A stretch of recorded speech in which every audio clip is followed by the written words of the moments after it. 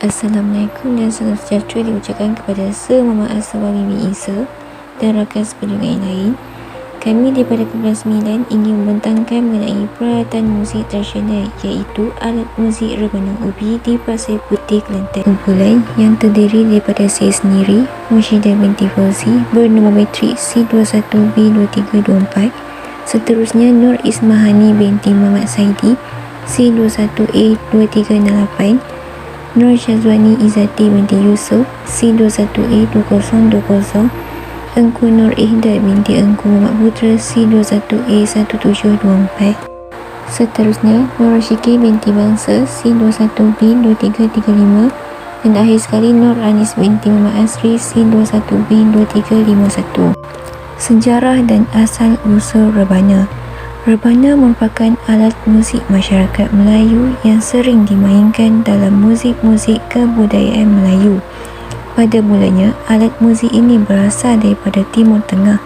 Namun begitu, alat muzik ini telah dibawa masuk ke kepulauan Melayu seperti di Malaysia dan juga Indonesia. Rebana merupakan alat muzik yang berasal daripada keluarga gendang. Selain daripada rebana bersaiz biasa, terdapat juga rebana besar yang dimainkan pada hari keramaian bagi pertandingan menghasilkan bunyi dan irama yang dikenali sebagai rebana ubi. Pengenalan rebana ubi. Rebana ubi adalah sejenis alat muzik yang dikelaskan sebagai gendang dan dimainkan dengan cara dipukul dengan pemalu. Rebana ubi sangat terkenal dalam kalangan masyarakat di negeri Kelantan. Rebana ubi juga merupakan salah satu permainan tradisi masyarakat Kelantan. Cara permainannya ialah setiap rebana ubi akan dipukul oleh dua orang dan boleh dimainkan secara paluan atau dipukul dengan tangan. Perusahaan rebana ubi ini boleh didapati di Kampung Petani, Sering, Kampung Banggol, Gelang Mas, Kampung Paloh dan Palembang. Sejarah dan asal-usul rebana ubi. Sejarah permainan rebana sudah dimainkan di Kelantan sejak lebih 600 tahun lalu. Pembuatan rebana dipercayai diperkenalkan di Kelantan oleh pedagang Arab yang pernah mengadakan hubungan dagang dengan penduduk Kelantan. Bagaimanapun, rebana di Kelantan tidak sama dengan rebana yang dimainkan di Arab. Rebana di Kelantan dipercayai ditiru berdasarkan fungsi rebana Arab yang digunakan untuk komunikasi dan hiburan. Rebana ubi di Kelantan dipercayai mula diperkenalkan pada tahun 1898. Sebelum itu, rebana di Kelantan dikenali rebana besar. Secara am, gambaran mengenai rebana besar ialah bentuknya lebih besar daripada rebana ubi. Pada awal 1900, terdapat permainan yang disebut dikir rebana, di mana rebana ubi dipalu mengiringi kumpulan pendikir. Dikir rebana amat terkenal di Kelantan sebelum wujudnya dikir barat di Kelantan sekitar 1940-an. Ketika itu, boleh dikatakan di setiap kampung di Kelantan terdapat kumpulan rebana ubi, sama ada dimainkan ketika persembahan dikir rebana maupun persembahan solo rebana. Fungsi rebana ubi. Rebana ubi berfungsi untuk mengalu-alukan dan menunjukkan kesyukuran pada masa lalu. Namun, sehingga kini penggunaannya sudah tentu berubah untuk pelbagai tujuan. Secara amnya, rebana selalunya sinonim dengan penggunaan tradisi-tradisi tertentu. Berikut merupakan fungsi rebana yang masih sering digunakan. Media hiburan. Mengiringi kesyukuran sunat, iringan muzik di majlis perkahwinan dan memperingati acara keagamaan seperti Maulid Nabi, Isra' Mi'raj dan Hari Raya Islam yang lain. Pemindahan norma budaya digunakan ketika melafazkan syair agama seperti dakwah-dakwah. Hal ini juga selaras dengan pendakwah yang dilakukan ketika menyebarkan dakwah dan menyampaikan nilai-nilai Islam. Yang ketiga, seni menjadi alat yang boleh digunakan untuk mengembangkan kemahiran dan nilai seni dalam membuat lagu atau karya seni yang serupa. Rebana sering digunakan untuk menyanyikan lagu kasidah atau hadrah. Cara penggunaan rebana ubi. Kebiasaannya selepas seni kata lagu dinyanyikan, pemain rebana akan memukul rebana dengan cara pukul jawab, iaitu memukul rebana sebagai menjawab nyanyian si penyanyi atau pukulan mengikut rentak nyanyian. Apabila pukul jawab selesai, pemain-pemain rebana akan menukar irama paluan mereka dan si penyanyi akan menyambung nyanyian semula. Permainan kedua-dua kumpulan secara berselang-seli ini akan menghasilkan corak irama yang berterusan. Pada masa yang sama, seorang pemain solo akan memainkan corak irama meningkah secara improvisasi. Paluan rebana ubi menghasilkan bunyi tak, yang di mana di tengah rebana nada rendah dan dung, di tepi permukaan kulit nada tinggi. Seorang pemain solo memainkan rentak yang tersendiri, sementara 2 atau 3 orang lagi sebagai peningkah. Untuk menamatkan sesebuah lagu, pemain solo akan memberikan isyarat penamat dengan paluan yang kuat pada rentak-rentak tertentu. Lagu yang dimainkan dalam ensembel rebana ubi berasaskan lagu wayang kulit Kelantan seperti lagu Pak Dogol, lagu Perang dan lagu Hulu Balang. Paluan menggunakan tangan juga digunakan dalam permainan ensembel ini bagi menghasilkan bunyi yang berbeza daripada bunyi yang dihasilkan oleh paluan yang menggunakan alat pemukul. Sebuah rebana ubi dimainkan oleh 2 orang, biasanya memerlukan 6 buah gendang dengan 12 orang pemain. Rebana ubi dipalu pemukul yang berbalut kain pada hujungnya. Ensembel rebana ubi menghasilkan pelbagai corak irama, jadi tiada alat bermelodi digunakan. Semasa persembahan, terdapat 2 kumpulan yang memainkan corak irama yang berbeza. Satu kumpulan memainkan rentak asas iaitu downbeat dan satu kumpulan lagi memainkan rentak menyilang upbeat. Rebana ubi diletakkan di atas kekuda khas untuk dimainkan. Ketika persembahan, kedudukan rebana ubi biasanya diletakkan keadaan mukanya sudut tepat atau sedikit condong dengan tanah. Bagaimanapun, jika dipalu untuk tujuan lain, biasanya diletakkan berdiri dengan muka di atas. Apabila di dalam pertandingan rebana ubi, setiap pasukan mengandungi 6 buah rebana dan 15 pemain, termasuk seorang jora dan 2 pemain simpanan. Setiap pasukan dikehendaki memperdengarkan beberapa buah lagu berlainan rentak dan ragam. Seterusnya, bentuk alat muzik rebana ubi. Rebana ubi merupakan gendang yang berbentuk bulat dan rata serta dibuat dari bingkai berbentuk lingkaran dari kayu yang diputar. Salah satu sisi berlapis kulit kambing yang ada pada bahagian inilah yang akan ditepuk.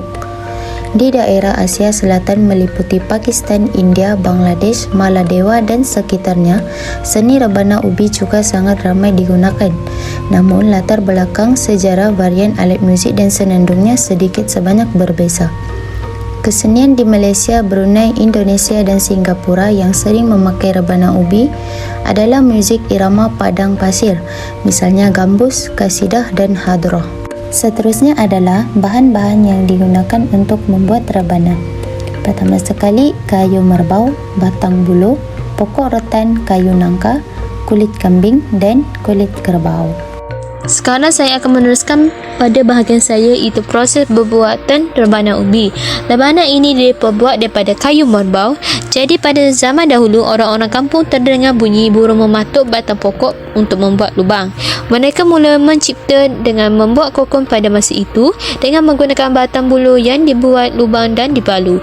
Pemukul ini dibuat daripada kayu kertas. Ia digunakan untuk memukul bahagian ini agar rotan tegang dan bunyi berubah. Pada bahagian rebana ini juga, bahagian yang dipanggil baji diperbuat daripada kayu leban untuk mendapatkan suara yang berbeza-beza. Badan rebana berasal daripada kayu merbau.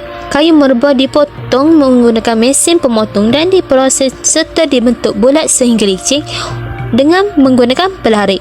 Kemudian lubang ditebuk menggunakan mesin pemotong untuk membuang bahagian tengah dan dipahat. Perbezaan permukaan depan dan belakang adalah 1 inci lebih kecil di bahagian belakang. Setiap lubang yang diukur pada belulang kulit kerbau adalah 2 inci. Kulit kerbau yang digunakan adalah daripada kulit kerbau yang dipelihara lepas bebas dan makan rumput. Kerbau yang dipelihara dan dimakan dedak pula menghasilkan kulit yang rapuh dan tidak sesuai digunakan. Kulit ditanda lebih kurang 1 inci. Semasa lubang ditebuk, kulit jari mesti diletakkan di permukaan kulit sebagai anggaran birai kulit ini tidak naik ke atas. Jika naik ke atas, akan berat apabila dipalu. Kulit diraju sehingga habis dan baji dimasukkan. Semasa baji dimasukkan, ia harus dipukul dengan kuat sehingga rapat ke bahagian dalam. Barulah bunyi dapat didengar dengan baik. Kulit harus dikikis lepas dijemur sehingga kering. Bingkai kulit ini diperbuat daripada kayu nangka, diletakkan di bahagian tepi rebana ubi dan digulung. Pemeting dimasukkan di bahagian tepi rebana dan dimasukkan rotan. Pemeting dimasukkan agar rotan tegang. Sebarang bahagian yang sengit boleh diperbetulkan. 4 urat rotan diselang-seli dengan pemeting untuk mengemaskan kulit dan mendapatkan bunyi. Kita juga boleh betulkan sebarang bahagian dengan memukul pemeting. Zaman ini, tali digunakan tetapi tali tidak memberi ketegangan yang sama. Orang tidak akan menggunakan tali untuk membuat rebana. Walaupun rotan sukar untuk digunakan dalam membuat rebana ubi, rotan jugalah bahan utama yang perlu ada dalam membuat alat rebana ini.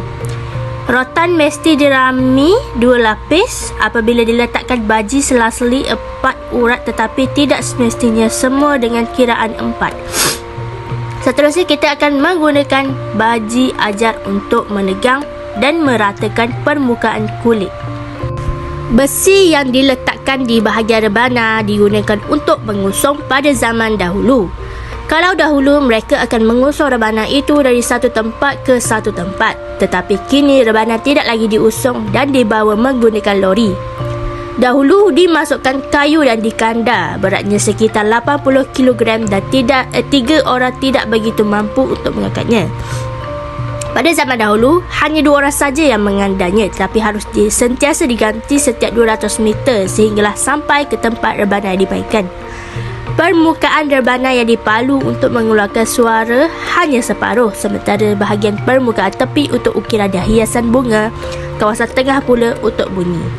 Permukaan tengah ini adalah luas lubang atau saiz bahangan tengah yang ditanda adalah untuk lubang, iaitu keluasan rebana ubi iaitu 17, 18 hingga 20 inci.